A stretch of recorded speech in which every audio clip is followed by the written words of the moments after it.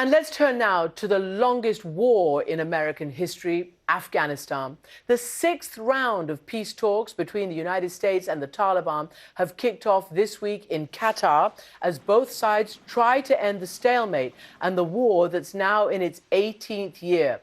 A new report by U.S. government watchdog says the American military is no longer tracking the level of territorial control held by either the Afghan government or the militants. The move has been criticized by the head of that group, the U.S. Special Inspector General for Afghanistan Reconstruction, John Sopko, and he joins me now from Washington. Mr. Sopko, welcome to the program. It's a pleasure to be here again. So, these reports are really quite unique. You have all this access to all this information, and it's revealed publicly so that the American people can see what is happening in their name and with their tax dollars by their government. So explain to me the big issue that you have reported and that causes you most consternation right now. Well, I think our concern, and I'm glad you highlight our reports, because we're unique, and I think our country is unique about having inspectors general who are required on a regular basis to report to Congress and to the American people on how their government works. I think we're unique among many countries on that. Not to say that our governments like what we report all the time, but that's part of our job. And I think our concern, and which you alluded to this quarter, is that data that we have been regularly reporting as important for the American people to understand when they judge whether we're winning or losing or whether we're spending our money correctly is no longer being collected. And that information dealt with district control by the Afghan government and population control.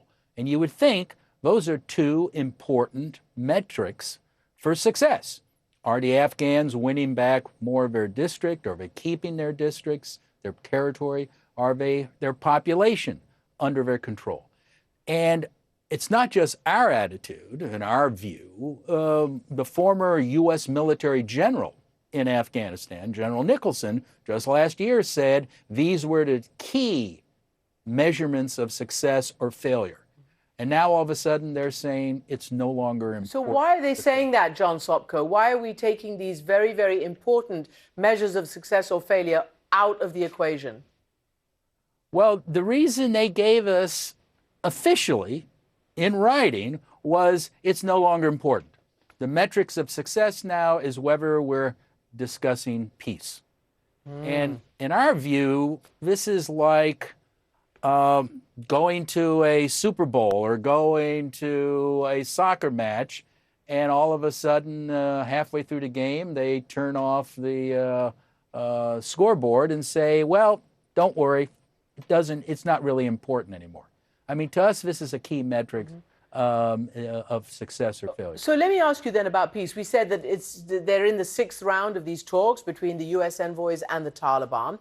I mean, I don't know whether you can evaluate whether there's any chance for this round, for this attempt to get peace with the militants and sign some sort of declaration that ends America's longest war.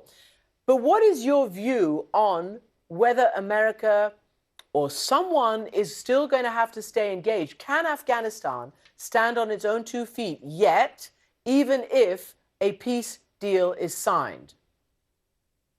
Well, we are not auditing the peace negotiations. That's not our job.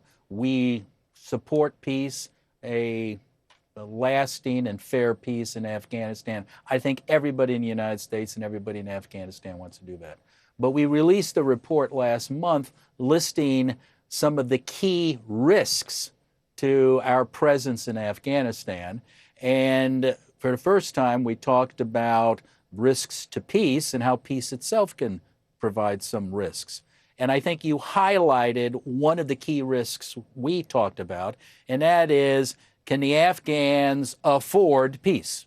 Peace doesn't miraculously eliminate all of the problems we've identified and other oversight bodies have identified. So the problem of security, the problem of financially able to support their government, the problem of reintegrating the Taliban into society, which is going to be expensive, the problem of corruption, the problem of narcotics, the problem dealing with securing the rights of women.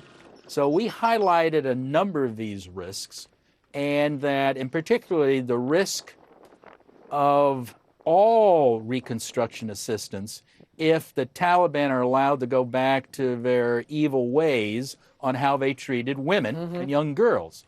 That could end it all. And if you talk to our congressmen and women, if you talk to parliamentarians in the coalition, this is an important issue. And if the Taliban is hoping that there'll be continued support, and there needs to be financial support in Afghanistan.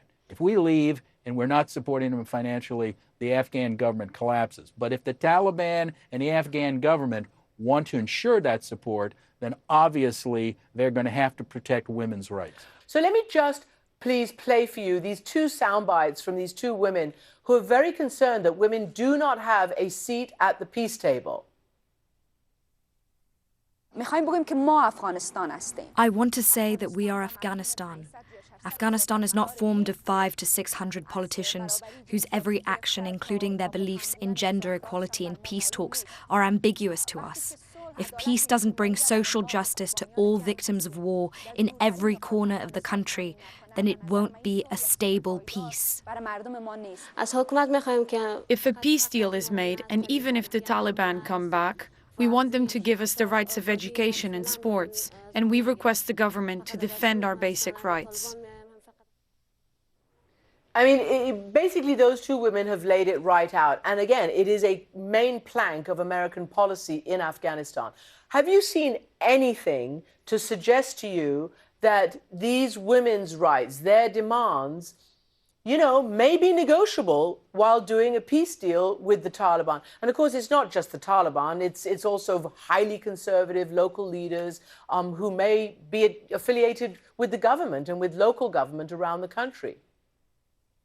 Well, again, I think you're highlighting the issue that we also highlighted, and that is for a lasting peace in Afghanistan, you're going to have to address this issue. Now, there have been, and I think you're absolutely correct, this has been a key element of our assistance, and we've spent billions on trying to help women in Afghanistan. But it's not just us. If you talk to the coalition, if you talk to the Germans, you talk to the Brits, you talk to the Italians, the Nordic countries, it's a key element of their presence in Afghanistan. So if we don't consider that in the negotiations, if the Afghans don't consider it, the Afghan government, it's going to be, it's like the proverbial canary in the coal mine. It is going to be a problem. Now, again, we're not looking at the negotiations. That's not our job. We have able negotiators on behalf of the U.S. government, but obviously it's an issue that they're concerned about, I think an issue that everyone's concerned about. Can I just talk about the really very high level of civilian casualties still in Afghanistan, and the extraordinary fact that in 2019, the latest report from the United Nations says that by far the most civilian deaths are caused by US and Afghan government military forces, not by the Taliban. In other words, it's not the Taliban causing the most casualties right now. How does this happen? How have you been able to figure that out, you know, with your investigations and your ombudsman role? Well, we have been relying upon data provided by our own military and data provided by the UN. Those are the two main sources of the information. We have no capability on our own to get out there and corroborate. There's a difference between the numbers. Our military is reporting a far lower number. UNAMA, the UN, is reporting a very high number. It causes us concern that you do have this discrepancy in numbers. It also causes us concern that you have such a high number that UNAMA is reporting. Now, we raised this as a concern some time ago. As the Afghans are being better trained and more aggressive, and using air support, close air support, and other elements, that there was going to be an increase in casualties. We particularly highlighted it as a problem because we had a program, which thank goodness is now canceled, of blowing up using B-52s and using stealth bombers to blow up drug labs.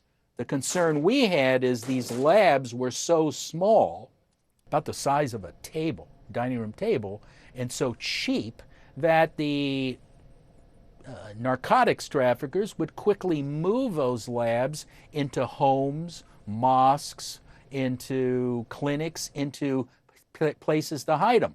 And you had the problem of casualties. Now, we don't know if there's a direct correlation, but we're glad to see that this program has now ended, the blowing up labs.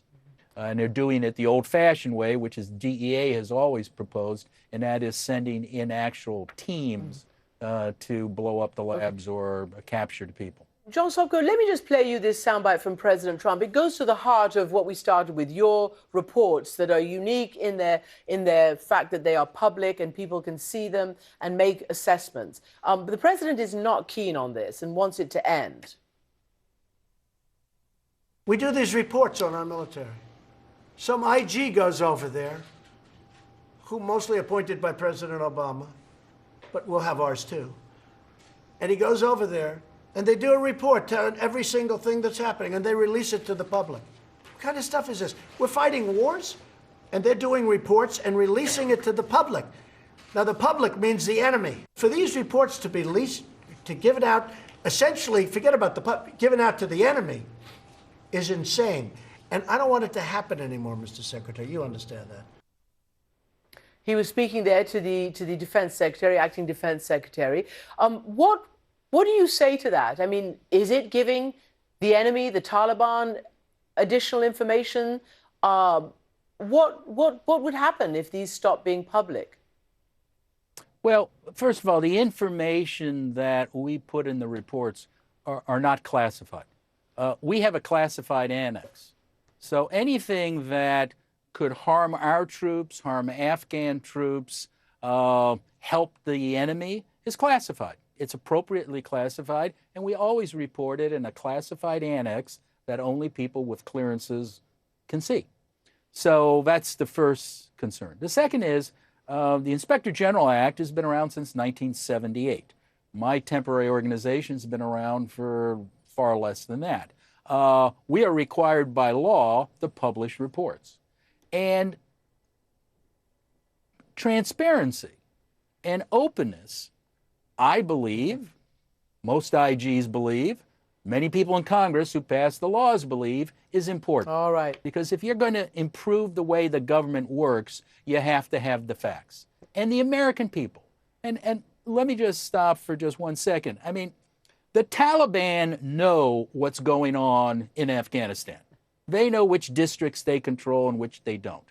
The Afghan government knows that. Our military knows that.